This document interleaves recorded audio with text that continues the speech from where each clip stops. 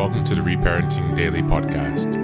In this podcast, we'll dive deep into reparenting, exploring tools and resources to help us through our journey. The podcast is divided into 3 sections. First is a reading. Second is a discussion of the reading, followed by a journal prompt. And the last section is a peaceful meditation for closing.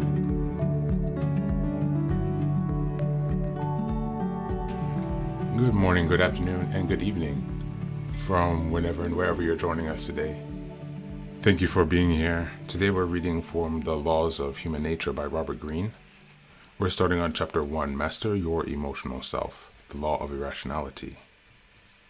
You like to imagine yourself in control of your fate, consciously planning the course of your life as best you can. But you are largely aware of how deep your emotions dominate you. They may make you veer towards ideas that soothe your ego. They may make you look for evidence that confirms what you already want to believe. They make you see what you want to see, depending on your mood. And this disconnect from reality is a source of bad decisions and negative patterns that haunt your life. Rationality is the ability to counteract these emotional effects, to think instead of act, to open your mind to what is really happening, as opposed to what you are feeling. It does not come naturally.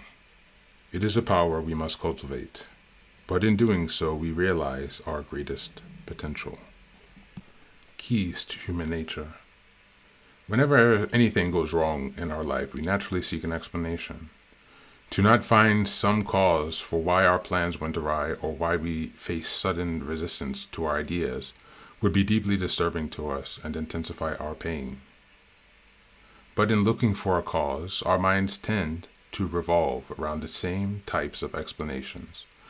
Some group sabotaged me, perhaps out of dislike, like antagonistic force out there, such as the government or social conventions, hinder me. I received bad advice or information was kept from me. Finally, if worse comes to worse, it was all bad luck and unfortunate circumstances. These explanations generally emphasize our helplessness. What could I have done differently? Or how could I have possibly foreseen the nasty action of X against me? They are also somewhat vague. We usually can't point to a specific malicious actions of others. We can only suspect or imagine. These explanations tend to intensify our emotions, which can then wallow in which we can then wallow in and feel bad about ourselves. Most significantly, our first reaction is to look outwards for the cause. Thank you. That's the reading for today.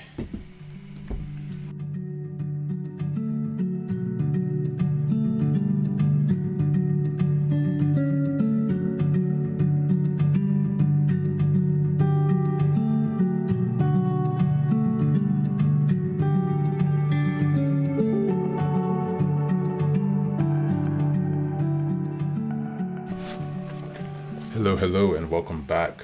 Thanks for being here for another day of reparenting yourself. And today we looked at the Laws of Human Nature, Chapter 1, The Law of Irrationality and Your Emotional Self. This reading really gets to the point and reminds us of how our emotions are subconsciously driving many of our actions, our beliefs, our behaviors, and how this guidance, if not overseen, can lead us to many situations in our life that we would rather avoid. And so, again, we raise the importance of self-awareness and self-fathering. When things don't go according to plan, sometimes you can project your own internal emotional confusion onto a situation, and the consequence or the result of that is that you become more confused within your own reality. Developing the capacity to take a step back is a huge accomplishment. In combination with discipline, allows you to exert self-control and self-mastery. So today, let's think about the law of irrationality. How often do you find yourself losing control of your thought patterns, of your expectations, your fears? How often do you feel flooded and overwhelmed?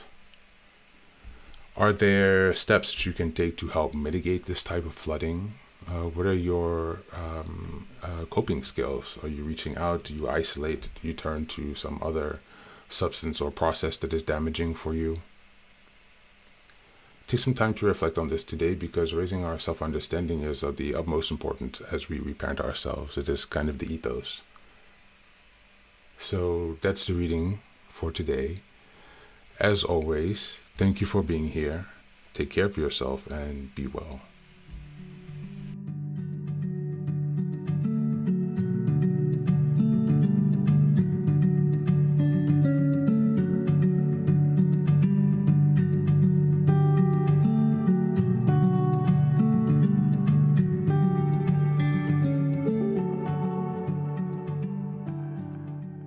And now, let us move on to the final section, the meditation. This is an unguided meditation. I will simply provide some music and you can take some time to relax. Please feel free to choose a location and a place where you feel safe and where you can be undisturbed for the next 10 minutes. You can choose to be sitting down, standing, as you like, wherever you are most comfortable. Thank you for being here and enjoy the meditation.